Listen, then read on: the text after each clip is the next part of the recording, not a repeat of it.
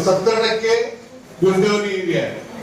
त्या एरियाला गेले मला वाटतंय डीके काका नगर अध्यक्ष असताना 40 वर्ष झाले पाईपलाईन आहे जुनी. 30 लाईन आहे, सिमेंट लाईन आहे, भिडाची लाईन आहे आणि काय पीव्हीसी लाईन आहे आणि 2 इंची 2.5 इंची लाईन आहे. आणि डीआय परवा एक आपण घेतल्या म्हणजे मागच्या 2 वर्षापूर्वी ते एक 50 फुटीला डीआय लाईन आहे ना फक्त.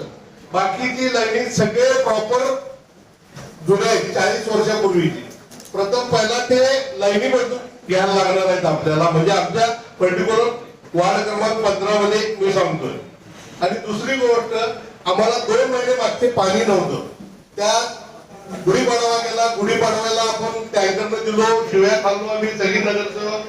नंतर सणाच्या आदल्या दिवशी जे पुणे चौकात एक वाल आहे ते वाल साहेब 2 आट्या सोडलं तर नळ भाग, खन भाग आणि प्रभाग 15 मध्ये रमामाता नगर मध्ये निंबे भाग हे पाणी तिथं आपल्याला मिळतंय. याचा विषय काय आहे, ते कॉक बंद केलं तर पुढे जाते पाणी सह्याद्री नगर पर्यंत आणि ते कॉक 2 आट्या फक्त सोडलं तर आमचं 15, 16 आणि काय भाग 18चं हे तीन प्रभागामध्ये आयुक्त साहेब पाणी येते.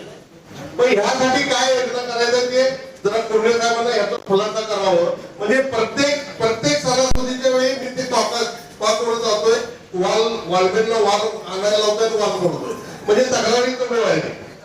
तर ते एक विषय आहे. हे विषय काय त्याचं त्याने खुलासा करावा.